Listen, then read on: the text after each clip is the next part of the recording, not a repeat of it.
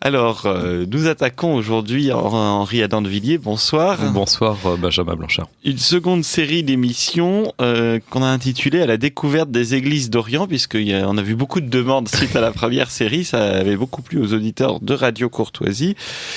Et donc je rappelle que vous êtes maître de chapelle à la paroisse Sainte-Eugène, Sainte-Cécile dans le 9e arrondissement et de la paroisse russe catholique de la Très Sainte Trinité dans le 16e arrondissement. Donc dans la première série, on avait vu toutes les divisions tragiques de l'Église, que ce soit à travers les différents conciles œcuméniques et puis ensuite entre l'Orient et l'Occident, entre Byzance et Constantinople, et puis tout ça s'est terminé avec 1453, la chute de Constantinople et l'arrivée des Turcs qui a scellé la rupture définitive, en tout cas jusqu'à ce jour, entre l'église de Rome et l'église byzantine de Constantinople. Et donc là, nous avons choisi de partir à la découverte plus en détail de chacune des églises que nous avons évoquées dans la première Oui, ce sera série. plus sympathique peut-être que de parler des divisions. On va voir justement les richesses spirituelles et liturgiques de chaque tradition. Les richesses musicales aussi, on va essayer de vous passer quelques exemples de récitatifs liturgiques pour mieux percevoir ce que vivent au jour le jour ces chrétiens d'Orient. Et donc, à tout seigneur, tout honneur, on va bien sûr commencer par celle par laquelle nous avions commencé dans la première série, c'est-à-dire l'ancienne église de l'Orient, qui aujourd'hui s'appelle pour sa branche non rattachée à Rome, l'église assyrienne de l'Orient, ou ancienne église apostolique de l'Orient, puisqu'elles sont deux. Elles se sont divisées aussi, oui. Et pour sa branche catholique, l'église chaldéenne. Alors, est-ce que vous pouvez rappeler déjà en 2 mots, pour les auditeurs qui n'auraient pas suivi la première émission de l'autre série d'émissions, de quoi nous allons parler? Alors, c'est une église qui est née en dehors de l'Empire romain. En fait, c'était l'église fondée par saint Thomas et le saint apôtre Jude Thaddée, assisté par 2 disciples, Agaï et Marie, qui sont, semble-t-il, des disciples du Christ, qui seraient parmi les 72 disciples du Christ. Et donc ces 4 apôtres ont travaillé dans tout le bassin de la Mésopotamie, l'actuel Irak, grosso modo, allant depuis l'actuel Kurdistan jusqu'à Bassora. Et saint Thomas ensuite est parti évangéliser les Indes. Et cette église, en fait, s'est fondée dans un substrat araméen. Cette Mésopotamie parlait l'araméen, le syriaque, dans sa variante orientale. Il y a quelques différences de vocalisation avec le syriaque occidental. Et ces communautés ont eu une liturgie très vite organisée. Peut-être qu'on peut... Enfin, les liturgistes estiment que c'est sans doute la liturgie qui s'est structurée le plus vite dans tout le monde chrétien. Donc, les formes liturgiques de cette église sont très intéressantes parce qu'elles remontent vraiment à une très haute antiquité.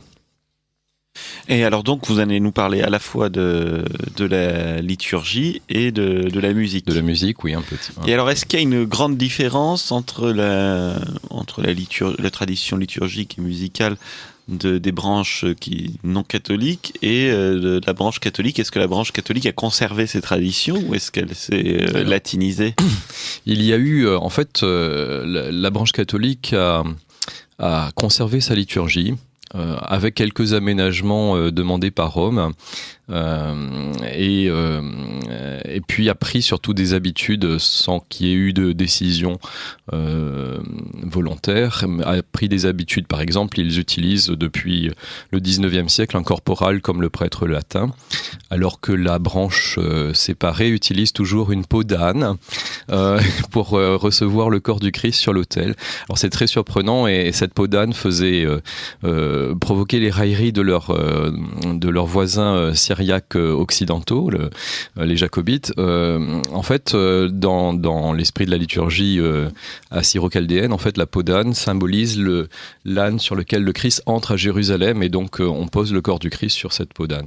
Voilà, c'est un petit exemple. Les catholiques ont adopté aussi, par exemple, pour les évêques, la mitre latine, alors que Il semblerait que les évêques chaldéens n'aient pas eu de mitre pendant très longtemps. La plupart ont adopté un genre de mitre un peu étrange désormais, qui n'est ni byzantine ni latine. Faut préciser pour les auditeurs de Radio Courtoisie que la branche catholique en fait est la plus ancienne des églises catholiques orientales ralliées, on va dire, parce qu'il y a l'église maronite, excepté l'église maronite, mais qui est un cas à part. Mais dans celles qui ont été rattachées à Rome, donc qui étaient séparées, c'est la plus ancienne puisque ça date du XVIe siècle. Oui. Avec quand même des petites choses un peu étonnantes, puisque ceux qui se sont ralliés au XVIe siècle sont redevenus séparés. Et en fait, c'est un des patriarcats nestoriens, enfin assyriens, qui du coup est devenu catholique par la suite. Bon, c'est un peu complexe, mais en tout cas, l'Église chaldéenne est majoritaire désormais dans cette communauté assyro-chaldéenne, notamment en Irak, parce que les Assyriens ont beaucoup souffert, eux, du génocide turc de la Première Guerre mondiale. Ils étaient majoritairement dans les montagnes, alors que la plaine de Mésopotamie avait été passée largement au catholicisme au cours du XIXe siècle. Et les communautés du Kurdistan ont été très éprouvées par le génocide turc, et accompagnées par les Kurdes d'ailleurs. Et leur patriarche s'est réfugié à Chicago à la suite de ces exterminations horribles du début du XXe siècle. Et donc aujourd'hui, oui, l'église majoritaire parmi les chrétiens en Irak, donc l'église chaldéenne, et puis après il y a les églises syriaques, donc jacobites et catholiques, et c'est vrai que les églises assyriennes sont maintenant une toute petite minorité. Oui, hein, ils sont beaucoup plus nombreux aux États-Unis en fait. Voilà, et leur patriarche Mar II qui était aux États-Unis. Alors, Mar Gergis III, qui était qui était archevêque de Bagdad du temps de son prédécesseur, qui était lui à Chicago. Quand il a été élu patriarche, n'a pas voulu s'installer à Chicago et a choisi de transférer le siège à Erbil en Irak pour rester plus proche des communautés. Et c'est génial, surtout qu'il y avait en fait avant l'exil du patriarcat à Chicago, le patriarche assyrien avait un grand rôle, y compris dans les tribus kurdes. En fait, c'était très curieux, mais il était un peu il faisait office de cour de cassation pour les différentes tribus kurdes, et on le consultait, les Kurdes venaient le consulter pour régler leurs différends entre eux. Alors c'était assez curieux. Et donc l'installation du nouveau patriarche en plein Kurdistan peut-être va relancer des collaborations avec les populations kurdes qui pourraient être intéressantes. Alors, pour commencer à découvrir plus en détail cette église assyrienne et cette église chaldéenne, donc on va pas revenir sur le concile d'Éphèse, puisqu'on l'a déjà assez largement évoqué. Est-ce que déjà vous pouvez nous parler de la langue ? Alors la langue, c'est du syriaque, et c'est ça qui est vraiment extraordinaire, c'est que c'est de l'araméen, du syriaque dans sa vocalisation orientale. À vrai dire, il n'y a pas énormément de différence dans le syriaque liturgique entre la partie orientale qui était en dehors de l'Empire romain et la partie occidentale qui était dans l'Empire romain. Disons qu'à l'est, chez les Assyro-Chaldéens, on va prononcer plutôt en vocalisant en A, alors que Dieu se dit Allah, et chez les Syriaques d'Occident, en fait, ceux de Syrie, grosso modo, on va vocaliser en haut. On dira Alloho pour Dieu, en fait. Mais c'est le même consonne, en fait, et il y a quelques voyelles qui changent. Mais fondamentalement, c'est la même langue. Et c'est la même langue que notre Seigneur. Et c'est ça qui est fondamental, c'est que ces populations parlent encore souvent, alors elles ont été un peu arabisées malgré tout, mais encore emploient un syriaque moderne, contemporain, qui n'est pas le syriaque liturgique, qui est un peu différent, mais qui a évolué au cours des siècles, mais c'est encore de l'araméen, et c'est la langue du Christ. Et c'est vraiment leur langue maternelle et familière. En Irak, peut-être moins à Bagdad, dans les grandes villes, mais dans les villages, tout le monde parle le syriaque. Et c'est fabuleux et c'est fondamental pour nous chrétiens parce que c'est quelque part aussi un très beau signe du mystère de l'incarnation. Dieu s'est fait homme et a parlé cette langue et elle est toujours parlée. Et malheureusement, elle est en péril et il faudrait se battre à tout prix pour que les études syriaques soient renouvelées un peu partout dans le monde au niveau intellectuel et puis aussi pour la pratique des populations. Et la grande dispersion actuelle avec les drames du Moyen-Orient, à terme, risque de faire disparaître l'usage courant de l'araméen, en fait. Alors pour faire un peu de plaidoyer pro domo, je dois dire que SOS Chrétien d'Orient, on travaille aussi là-dessus, et notamment à Maaloula en Syrie. Oui. Alors c'est qu'un début, hein, mais on aimerait que ça se répande ailleurs, où on a aidé la restauration du centre de langue araméen à Maaloula pour enseigner l'araméen aux enfants du village. Alors, il faut préciser que Maaloula, c'est encore un cas à part, oui. Puisque c'est ils sont trois villages à côté, donc un chrétien, deux musulmans, oui. Qui parlent l'araméen, mais l'araméen non dialectal, pas syriaque, non dialectal, oui. Donc antérieur, oui. Sous sa forme plus ancienne. Oui. Un araméen très pur et ce qui est très étonnant, c'est qu'on a des populations musulmanes qui parlent araméen. Oui. Voilà, et bon, pour la petite histoire, certaines sont musulmanes depuis assez peu de temps pour des histoires bien malheureuses. Et par exemple, le village de Jobaïdin, qui est juste en dessous de Maaloula, est musulman depuis le 19e siècle seulement. C'est un village grec orthodoxe et pendant un carême, qui est beaucoup plus strict que la discipline latine. Il y avait une sécheresse particulièrement forte et il n'y avait plus de végétaux, ça ne poussait plus. Et donc les habitants ont demandé au patriarche l'autorisation de tuer les chèvres pour les manger. Et en plus les chèvres n'avaient plus d'herbe à manger. Donc, voilà. Et le patriarche a refusé. Puisque c'était le carême, pas d'animaux. Et donc le prêtre s'est dit qu'il fallait sauver son village de la famine. Alors ni une ni deux, il s'est fait imam et le village s'est fait musulman et ils ont mangé les chèvres. Donc, bon, voilà notamment comment est-ce qu'on a un village musulman qui parle l'araméen. Donc l'araméen, le syriaque, pour revenir à l'église assyrienne, assyro-chaldéenne, donc le syriaque occidental est toujours la langue liturgique. Liturgique, oui. Ceci dit, ça fait au moins depuis le 19e siècle, même chez les Assyriens séparés, que on a lu au moins l'évangile aussi en syriaque moderne ou alors dans la langue qui est la plus parlé par l'assistance, donc ça pourrait être aussi l'arabe dans un cas de figure. Alors quel calendrier suivent-ils ? Alors ils ont les catholiques, les chaldéens ont adopté le calendrier grégorien assez tôt et un des derniers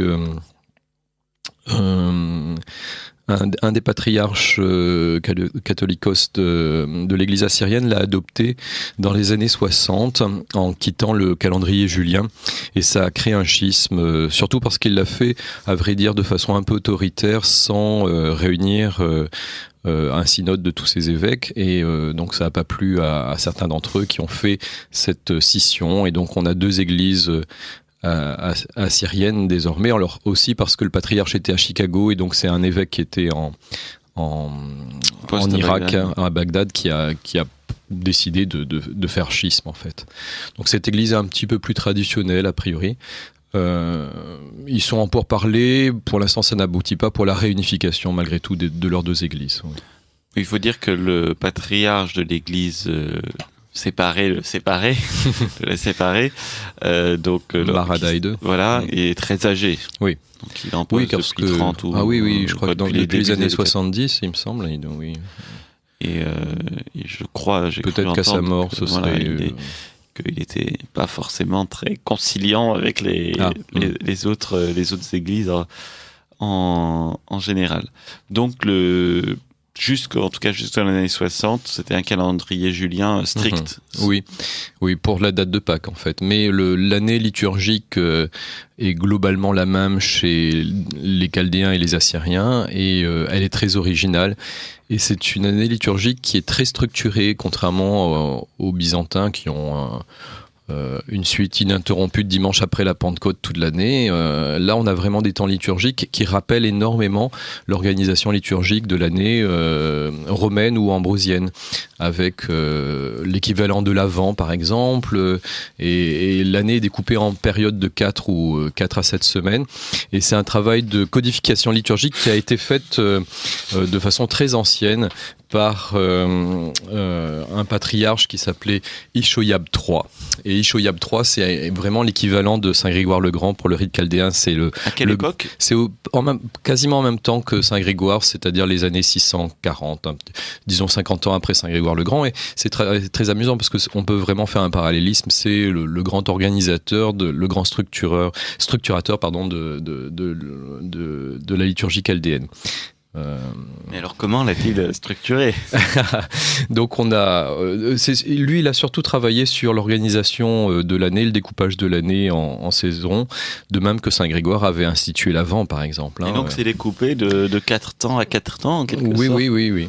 Alors il y a des choses qu'on trouve dans tous les rites chrétiens, comme le carême, bien sûr, et le temps pascal. Ça, c'est universel. Ces 2 temps liturgiques sont marqués dans tous les rites de l'univers chrétien, mais on a un découpage ensuite de semaines en fonction des principales dates. Par exemple, la fête des apôtres commande plusieurs dimanches, la dédicace de l'église commande plusieurs dimanches, ainsi de suite. Il y a donc bien sûr l'Avent. Les fêtes de saints sont peu nombreuses et surtout la plupart des saints sont commémorés non pas à date fixe, mais un peu comme dans l'église arménienne, à date variable, et souvent le vendredi. C'est le vendredi de telle semaine où on fête tel saint en fait. Donc il n'y a pas une date calendaire fixe d'une année sur l'autre, mais la commémoration des principaux saints se fait de cette façon. Il y a plusieurs temps de jeûne dans l'année.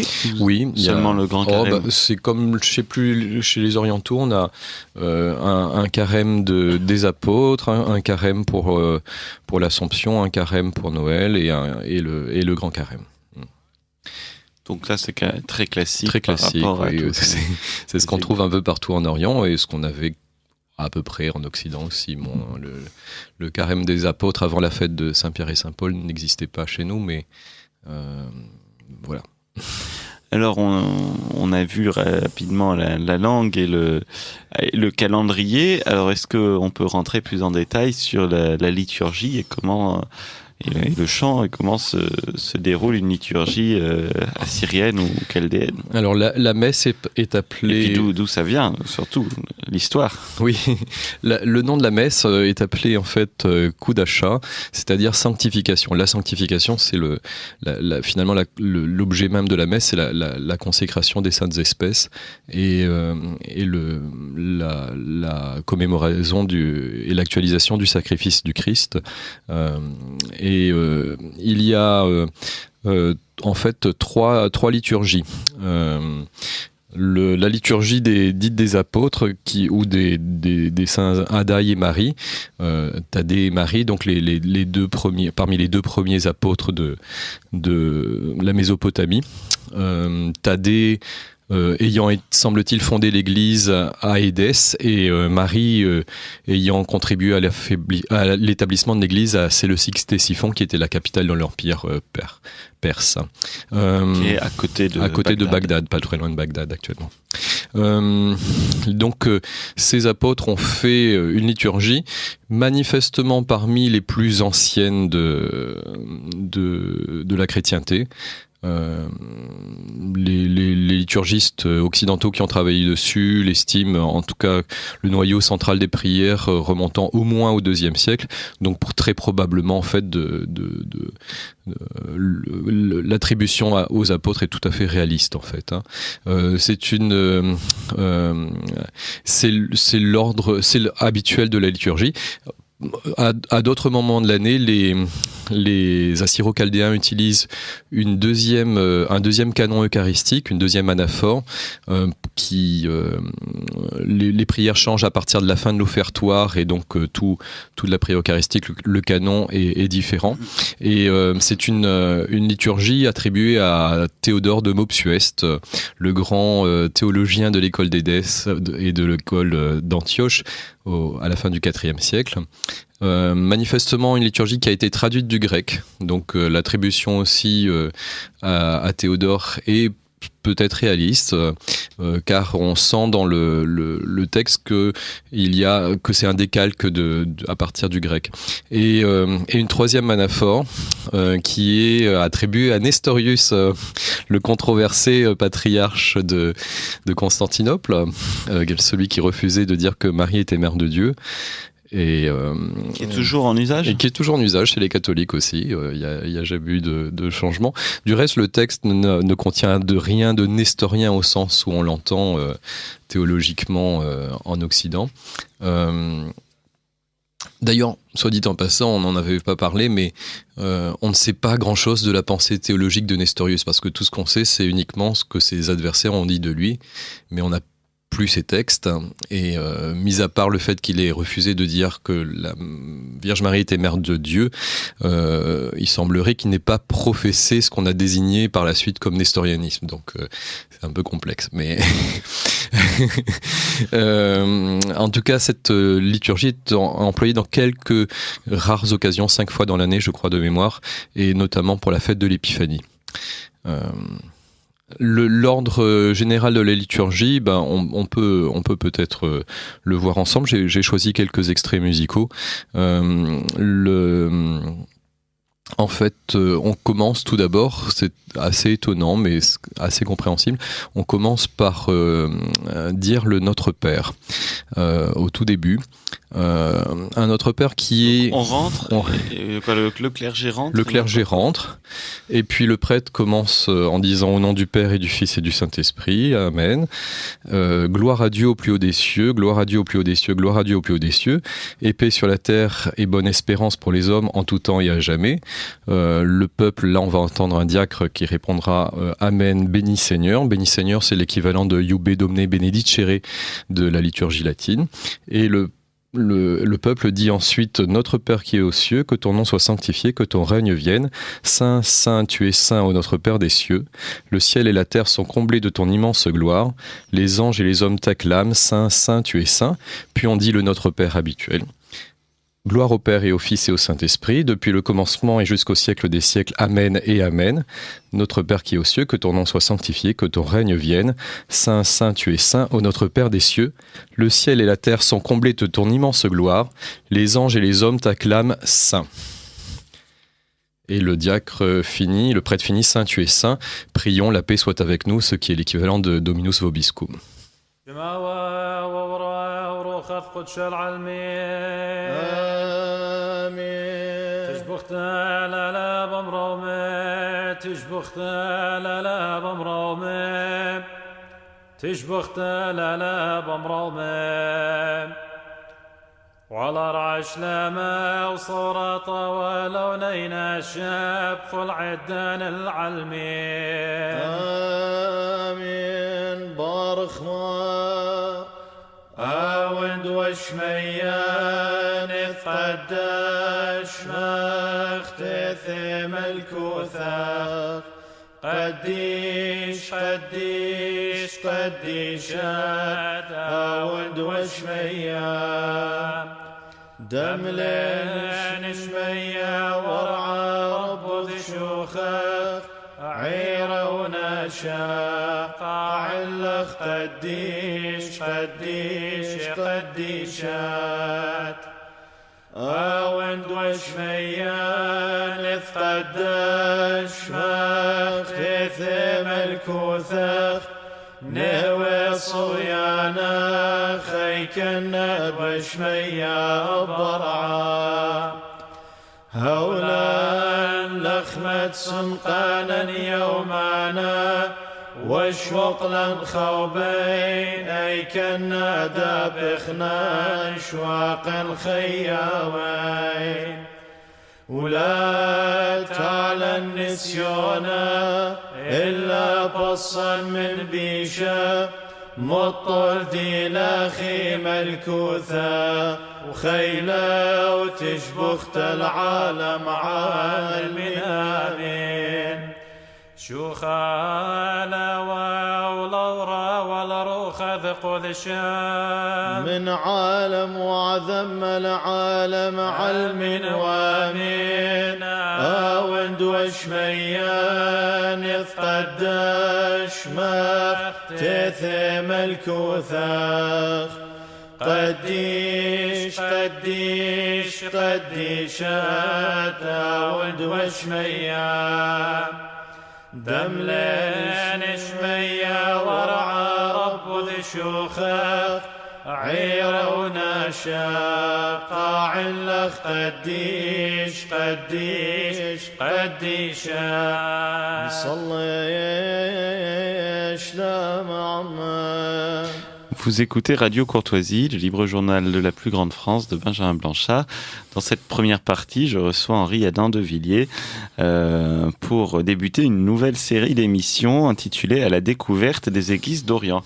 Et nous sommes en train de découvrir l'église assyrienne et sa branche catholique, l'église chaldéenne, notamment leur liturgie. Alors là, nous étions au tout début de la liturgie, à l'entrée en fait. Voilà, c'est la toute première prière, c'est le Notre Père, et d'ailleurs ce Notre Père était menacé de suppression parce que chez les Chaldéens catholiques, il y a eu une réforme de la messe avec un nouveau missel pour mettre en œuvre Vatican II, qui est entré en vigueur le premier à l'épiphanie de l'année 2007, et ça avait été en question de pourquoi doublé, puisque évidemment le Notre Père est aussi chanté une deuxième fois à sa place habituelle comme dans toutes les liturgies après le canon, et on a voulu supprimer ce Notre Père. Alors le Notre Père au début ils l'ont supprimé ou pas? Non, ils l'ont pas supprimé finalement parce que c'est tellement typique, c'est un récitatif tellement typique de la liturgie chaldéenne, je pense que ça aurait vraiment beaucoup choqué le peuple.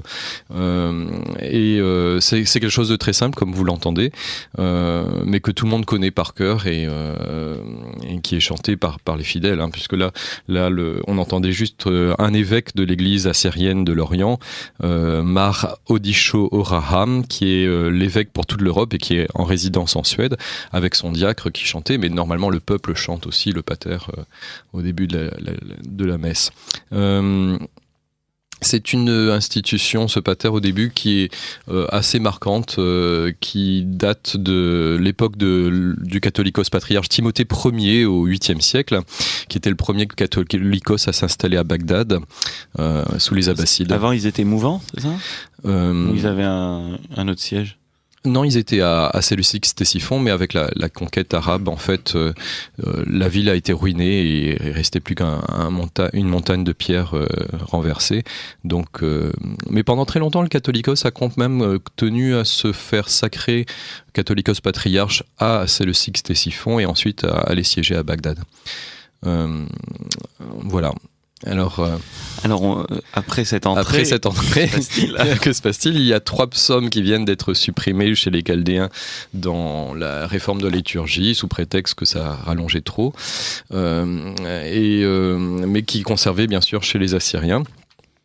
Alors là, je vous ai pas pris d'exemples musicaux, mais ce qui est intéressant, c'est qu'on a des psalmodies de versets qui sont exactement ce qu'on connaît en Occident dans le rite romain ou le rite ambrosien, c'est-à-dire une formule qui divise chaque verset en 2 parties avec une intonation, une médiante et une terminaison. Et c'est assez frappant de voir les parallélismes musicaux qu'on peut faire entre les 2 extrémités de l'univers chrétien. Il y aurait sans doute des études à mener. Je pense que en fait, ça devait exister un peu partout, y compris dans les liturgies byzantines, mais que l'hymnographie abondante qui s'est développée par la suite a fait perdre la psalmodie. Et en général, les psaumes sont directotonaux chez les Byzantins maintenant, et ce sont les hymnes qui sont chantés. Mais là, on a une structure très archaïque qui a été conservée aussi bien à l'Orient de la chrétienté et à l'Occident également. Et puis arrive une hymne très très importante. là aussi très emblématique de la liturgie assyro-chaldéenne, qui est le Lahkumara, qui est sans doute une des pièces les plus anciennes que nous ayons dans l'univers chrétien. Elle remonte au IVe siècle et elle a été, semble-t-il, instituée au début du IVe siècle par le catholicos Mar Simon Bar Sabaé. Et c'est en fait un moment important dans la liturgie parce que ça marque la résurrection. Alors c'est l'hymne de la résurrection. Son texte est très simple et exprime la résurrection du Christ de façon très concise, je vais vous le dire. À toi, Seigneur de tout l'univers, nos louanges. À toi, Jésus-Christ, nos bénédictions, parce que c'est toi qui ressuscites nos corps, c'est toi qui sauves nos âmes. Et c'est chanté avec un verset de psaume.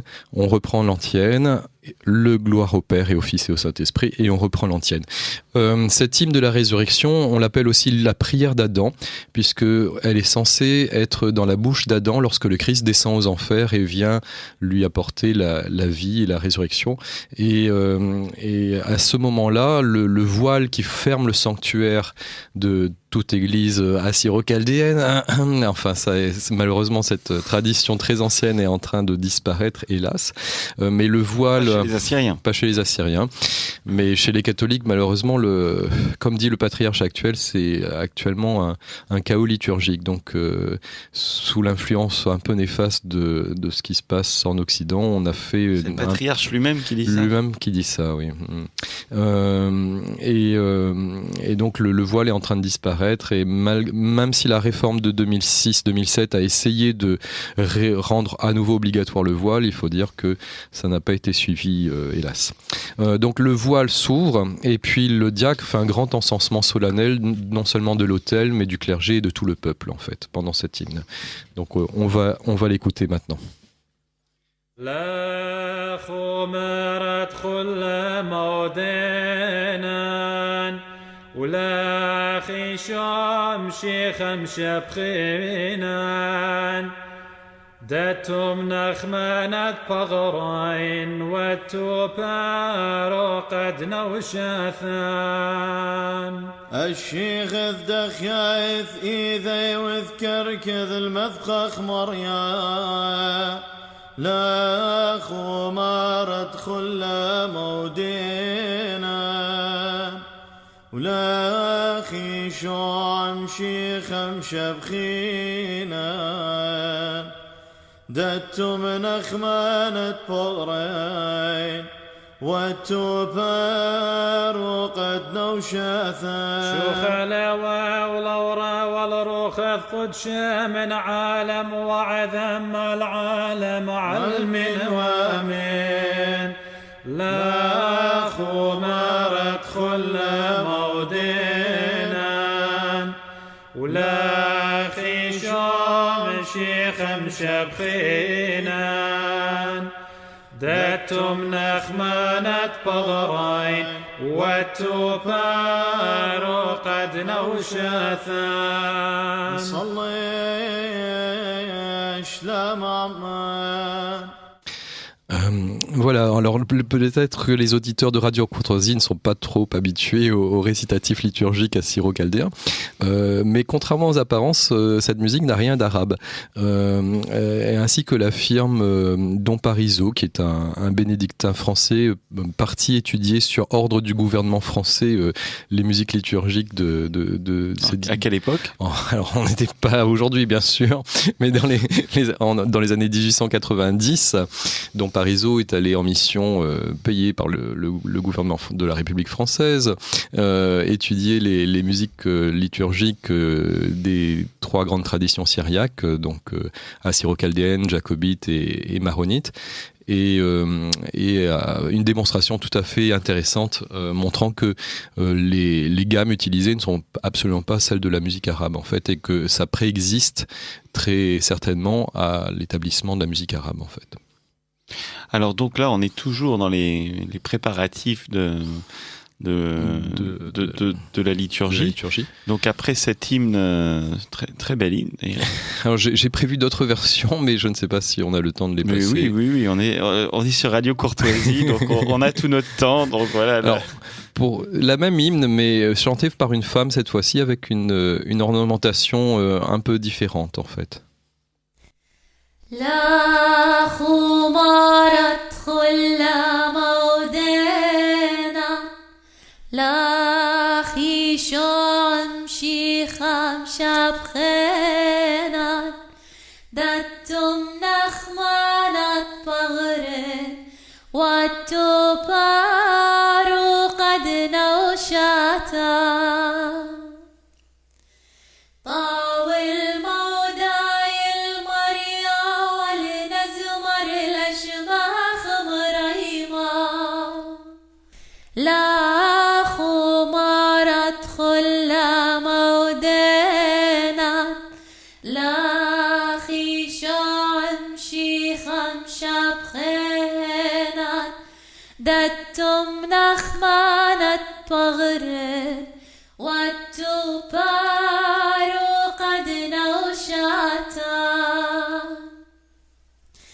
شوخالا ولورا وذروخات قدشة من عالم وآدم العالم آمين وآمين لا خمارت خل مودنا لا خيشام شيخام شبخنا دتم نخمانت بغرن والتبارو قد نوشاتا. Alors cet hymne, alors c'est chanté indifféremment par des hommes ou des femmes. En fait, tout le peuple la chante parce que tout le monde connaît et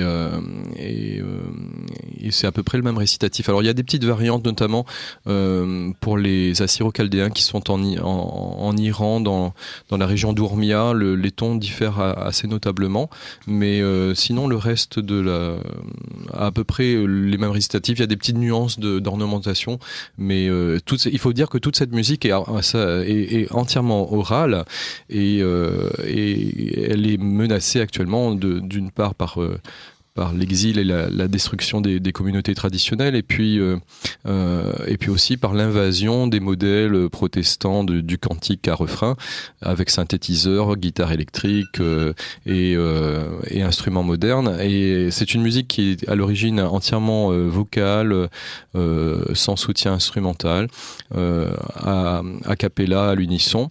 Et entièrement oral, c'est-à-dire qu'on apprend tout le répertoire.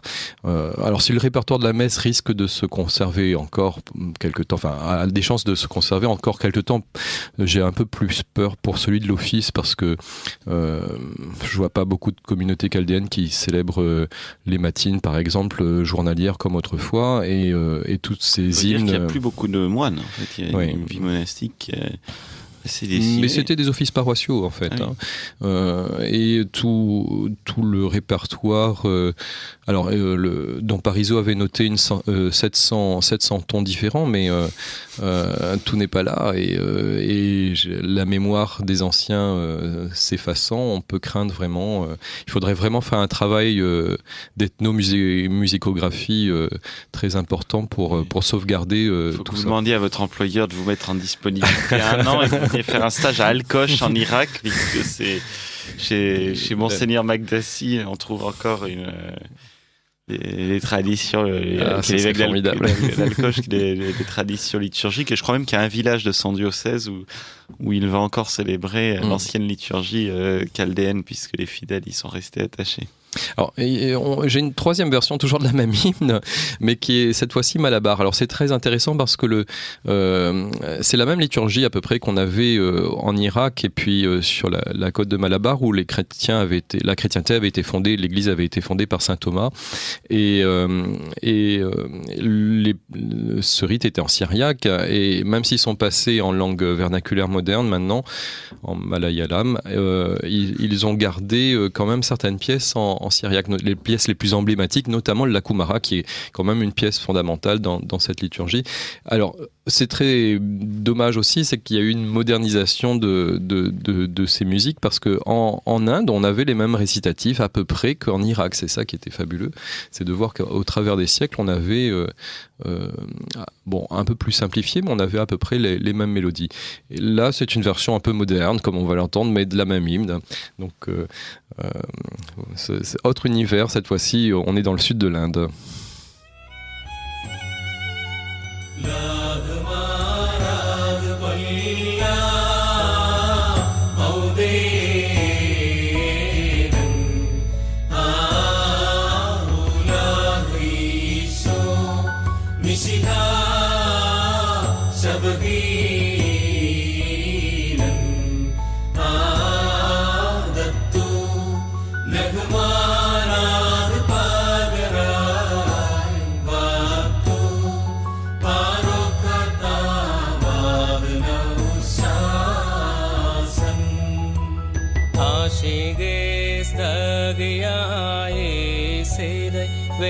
करके सल मात बहाग मारिया लागुमारा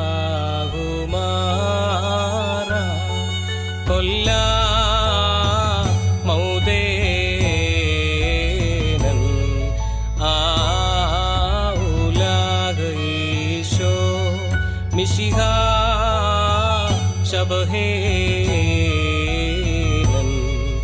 आदत्तु नहमाना दुपागराइन वातु पारोखता वादनाउशासन.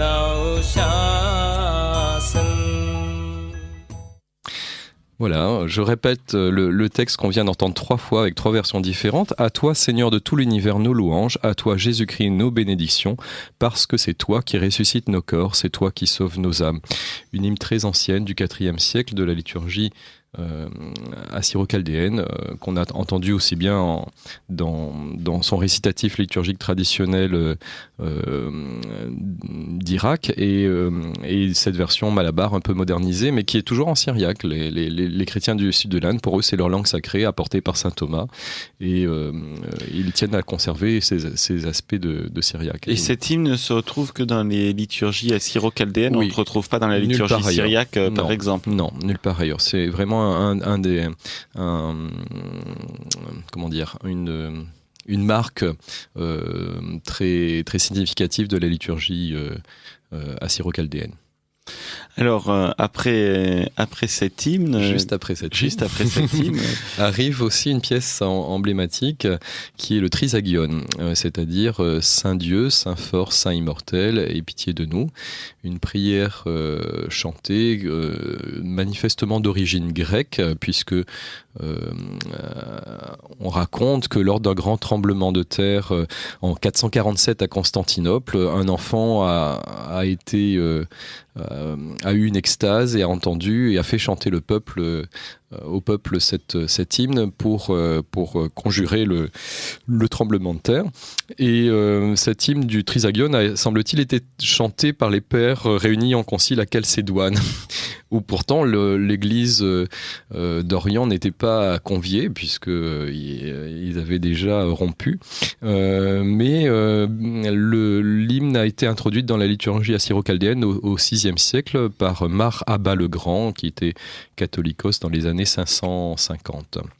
Ce qui est assez amusant, si on peut dire, c'est qu'à la même époque, à Paris, avait lieu le pontificat de Saint-Germain de Paris, qui a lui aussi introduit au même moment le Trisagion dans la liturgie de l'église des Gaules, de l'église de Paris, avant l'introduction du rite romain en France.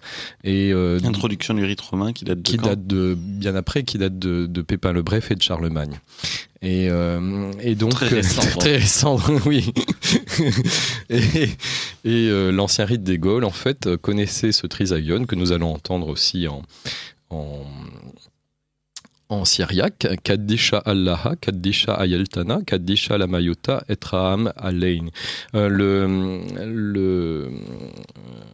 c'est une hymne qu'on retrouve dans toutes les liturgies orientales, et elle est passée du rite des Gaules à la liturgie romaine via le vendredi saint. En fait, la liturgie qu'on a le vendredi saint dans le rite romain vient en grande partie de l'ancien rite des Gaules, semble-t-il, et le trisagion, Agios Otheos, Agios Ischyros, Agios Athanatos, Sanctus Deus, Sanctus Fortis, Sanctus Immortalis, que nous chantons le vendredi saint, vient également de l'Orient, via le média de l'ancien rite des Gaules, en tout cas de l'ancien rite de Paris.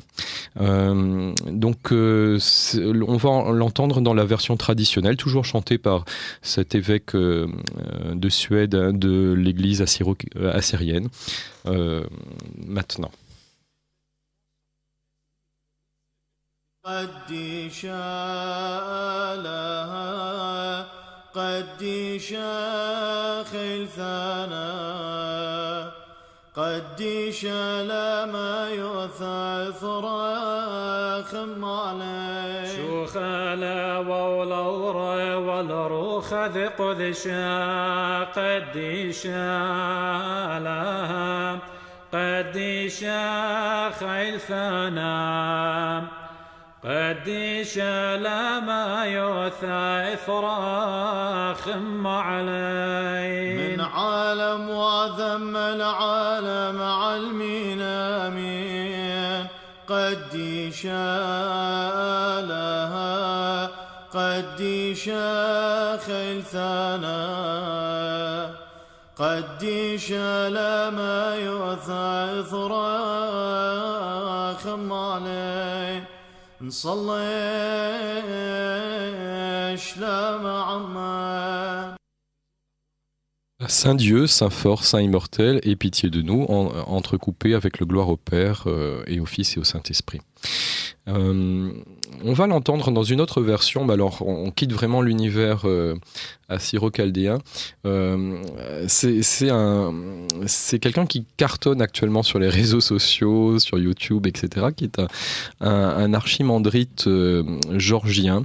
En fait, il existe en Géorgie une petite communauté assyrienne, enfin d'origine assyrienne, ils sont 4000. Ils parlent toujours l'assyrien. Ils sont arrivés au 19e siècle en Géorgie. Les tsars ont essayé de les russifier, mais ils ont gardé l'assyrien comme langue vernaculaire, le syriaque. Mais ils sont passés, enfin ils ont été orthodoxisés de force. Donc ils ont été intégrés dans l'église orthodoxe. Actuellement, ils se trouvent dans l'église du catholicos de Géorgie.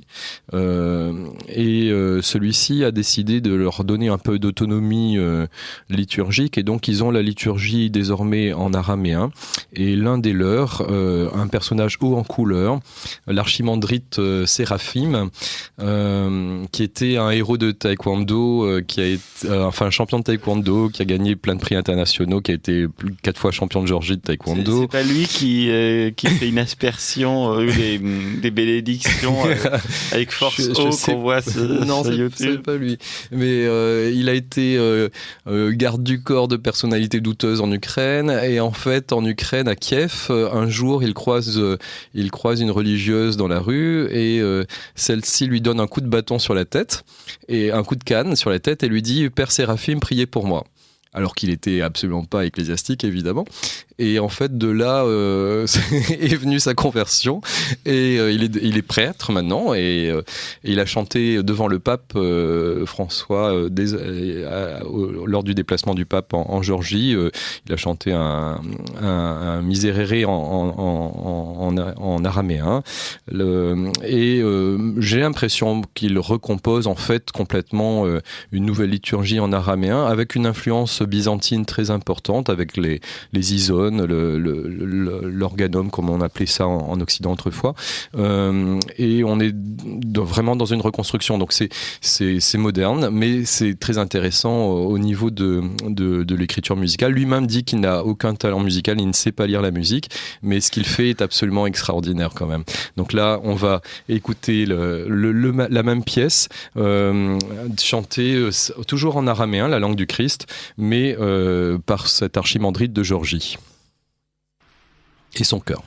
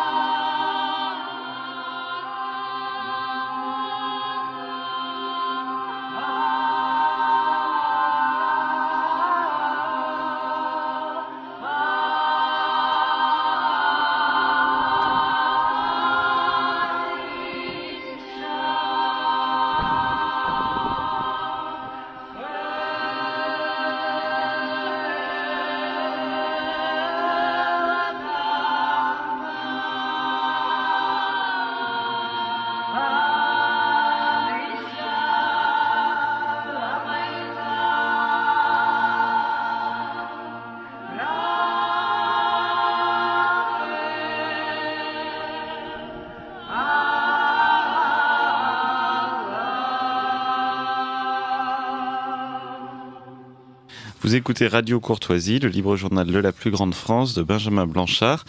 Je reçois dans cette première partie Henri-Adam de Villiers qui nous emmène à la découverte de l'Église et de sa liturgie, de sa musique, de l'Église assyrienne et de sa branche catholique, l'Église chaldéenne. Donc nous venons d'écouter le Kaddisha Halaha dans 2 versions, le Trisagion, Saint Dieu, Saint fort, Saint immortel, une version traditionnelle, le récitatif habituel de la liturgie assyro-chaldéenne, et une version un peu recomposée à l'attention des populations qui se sont byzantinisées d'origine assyrienne en Géorgie. Alors, on va continuer le déroulé de la messe. Alors après ces prières, ces chants de préparation qu'on trouve dans toutes les liturgies avant les lectures, arrivent bien sûr les lectures. Et là, c'est très intéressant, la structure qu'a conservée l'Église chaldéenne est vraiment très intéressante et marque aussi l'antiquité de la disposition de la messe assyro-chaldéenne. On a 4 lectures, 2 dans l'Ancien Testament et 2 du Nouveau Testament. Les lectures de l'Ancien Testament sont tirées de la loi et des prophètes. C'est très intéressant, je vais revenir dessus. Et puis celles du Nouveau Testament sont tirées des épîtres, des écrits apostoliques, et puis de l'Évangile, bien sûr. Elles sont lues dans quelle direction ? Alors, il faut imaginer que normalement, bon, malheureusement c'est un peu oublié, normalement toute église syrienne est orientée, comme étaient toutes les églises occidentales et toutes les églises de l'univers chrétien. On était toujours tournés vers l'Orient pour prier, et donc nos églises sont orientées. Si vous regardez Notre-Dame de Paris, Saint-Sulpice, Saint-Germain-des-Prés, toutes les vieilles églises parisiennes sont toutes dirigées vers l'Est. Et l'orientation de la prière est quelque chose de fondamental dans toutes les liturgies chrétiennes. C'est une tradition apostolique, on prie tourner vers l'Orient, vers le soleil levant, parce que c'est là l'image du Christ ressuscité et la vraie lumière véritable qui vient nous visiter. Et l'église, toute église assyro-chaldéenne bien sûr est orientée normalement, et au centre de la nef existe une estrade qu'on appelle le béma, qui est une disposition très ancienne, qu'on retrouve dans les plus anciennes églises de Syrie et de Mésopotamie. Et sur cette estrade a lieu toute la première partie de la messe des catéchumènes. Et ensuite, le clergé quitte cette estrade, il est sur cette estrade, le béma, et lors d'une grande procession, remonte la nef et va derrière le voile. Les auditeurs de Radio Courtoisie comprennent bien, sur le béma, il y a une sorte d'hôtel ? Non, c'est une estrade avec des pupitres pour les lectures. D'accord. Mais qui du coup sont orientées elles aussi, et donc tournées vers l'Orient. Comme dans le rite romain, on a donc dans le même sens que les fidèles. Voilà, tout le monde est tourné vers l'Est. Mais on est au centre de l'église, normalement. Alors, le béma a existé jusqu'au XVe siècle, à partir des grandes invasions mongoles qui ont pas mal détruit d'églises et un peu déstructuré l'église de l'Orient en Mésopotamie. Il a eu tendance à se rapprocher du sanctuaire, voire à faire corps avec lui, voire à disparaître complètement. Et hélas, beaucoup d'églises assyro-chaldéennes modernes sont construites sans béma. Certains prêtres un peu éclairés essaient de le restaurer. Les rubriques du nouveau missel de 2006-2007 semblent l'imposer, mais elles ne sont pas suivies. En tout cas, idéalement, les lectures sont sur cette estrade. Alors, quelle est l'histoire de cette estrade ? C'est très intéressant parce que ça va expliquer aussi notre cœur liturgique en Occident. En fait, on a la même chose en Occident avec les stalles et l'emplacement où se tient le clergé qui est séparé du sanctuaire. C'est très visible dans les premières églises de Rome, à Saint-Clément par exemple. On a le lieu du clergé et puis le sanctuaire est plus loin et il y a une petite coupure. C'est très visible dans les cathédrales espagnoles. Par exemple, la cathédrale de Tolède, on voit bien les stalles sont au milieu de la nef et puis il y a un espace et on entre ensuite au sanctuaire pour célébrer le Saint-Sacrifice. Donc la première partie de la messe se fait sur ce centre de l'église, dans le chœur, et et c'est l'origine de notre chœur liturgique en Occident. Actuellement, le chœur, on fait plus la distinction dans nos espaces sacrés entre le chœur et le sanctuaire, mais cette distinction est réelle et devrait exister.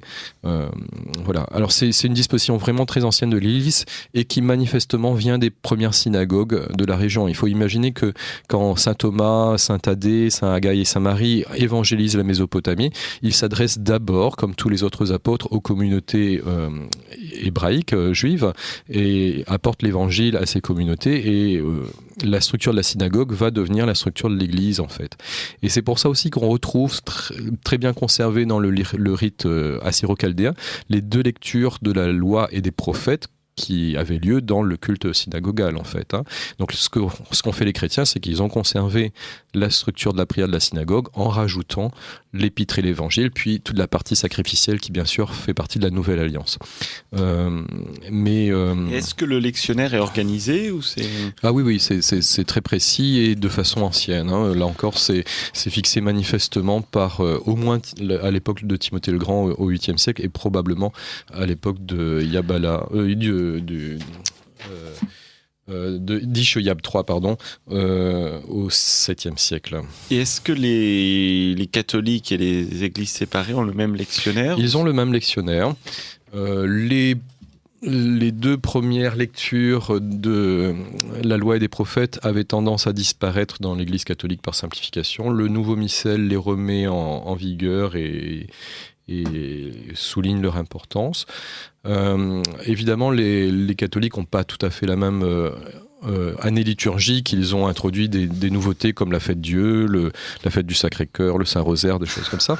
Mais globalement, pour toutes les fêtes anciennes et tous les jours liturgiques anciens, les textes sont les mêmes du côté assyrien et du côté catholique. Oui, c'est très étonnant que toutes ces fêtes aient été rajoutées dans le calendrier chaldéen, parce que j'ai l'impression, je me trompe peut-être, mais que dans la plupart, par exemple la fête Dieu, j'ai pas l'impression qu'on la retrouve dans les autres églises catholiques orientales. La fête Dieu a été la fête la plus anciennement orientalisée. On la trouve en particulier chez les Melkites, où elle est pas mal faite. Ils ont gardé vraiment la structure d'une fête byzantine et ils ont créé des nouveaux textes qui sont beaux pour la fête du corps du Christ, en fait. Oui. Alors, toutes ces lectures j'imagine, sont chantées? Sont cantilées, effectivement. Il y a des récitatifs liturgiques. Bien sûr, comme dans tout rite traditionnel, rien n'est parlé, car le chant est le support de la parole liturgique, parce qu'il va permettre d'une part la mémorisation, d'autre part la portée acoustique, tout le monde peut entendre, alors que quand on parle, la projection sonore est beaucoup plus faible, et donc et puis il y a une dimension physico-spirituelle, si je peux dire, dans le chant, c'est que dans l'acte de chant, on transmet un peu plus. Il y a une dimension spirituelle qui s'introduit également, qu'on n'a pas dans une intonation parlée qui est plus personnelle. Le chant va aussi dépersonnaliser quelque part l'action liturgique, donc ce sera moins un show personnel. Je devrais mettre une pièce dans le cochon, pardon. Moins un spectacle personnel, mais plus le véhicule d'une tradition. Et l'acteur liturgique est un moyen qui va bien sûr avoir sa personnalité, mais qui avant tout va transmettre une parole, va transmettre les textes sacrés. Est-ce qu'il y a des psaumes qui sont chantés entre chacune de ces lectures? Oui, il y a l'équivalent de notre graduel, il y a des alléluia également. Donc la structure est très proche de ce qu'on a et qui est assez universelle. Là encore, toutes les liturgies ont à peu près les mêmes chants intercalaires entre les lectures. On va retrouver ça aussi bien en Éthiopie que chez les Mozarabes, que à Byzance, bien sûr. Alors, on arrive à la fin de cette première émission, donc on n'est pas allé au bout de la on a vu liturgie. que la première moitié de la messe, Voilà. la messe des catéchumènes, on va dire. Voilà, Et exactement. on chasse les catéchumènes toujours d'ailleurs, comme que celui qui n'a pas encore reçu le baptême se retire, que celui qui n'a pas reçu le signe de vie se retire, que celui qui ne communie pas se retire, allez assistant et surveillez les portes. Le renvoi des catéchumènes se fait dans la liturgie exactement comme... Et il a été conservé dans la il a liturgie été catholique. Oui, oui. Et il se faisait même dans le rite romain. On l'a oublié puisqu'on n'avait plus de catéchumènes, mais les formules existaient. Alors, merci Henri Adam de Villiers. Et puis, si vous voulez connaître la deuxième partie de la liturgie assyrienne et chaldéenne, écoutez-nous dans 4 semaines. Et puis, si vous voulez aller assister à la liturgie chaldéenne, cette fois donc catholique, et que vous êtes parisien, vous pouvez le faire à Notre-Dame de Chaldée. C'est 13 rue Pajol dans le 18e. Et la liturgie est tous les dimanches à 11h. Donc, n'hésitez pas si vous voulez aller suivre cela en vrai.